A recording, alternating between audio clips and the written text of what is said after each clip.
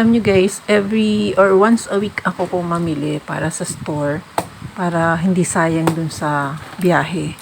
So, ito yun. Kahit konti meron tayo para sa ekonomiya. So, ayan. Ito yung mga pinamili ko today or for this week. Alam nyo guys, iba talaga yung araw-araw may pumapasok kahit konti lang para meron kang kita kahit nasa bahay ka. Habang naghihintay ka kung sakasakaling makapag-work ka. So aside sa work na mo kung meron kang konting kita. So para lang hindi masayang yung time natin.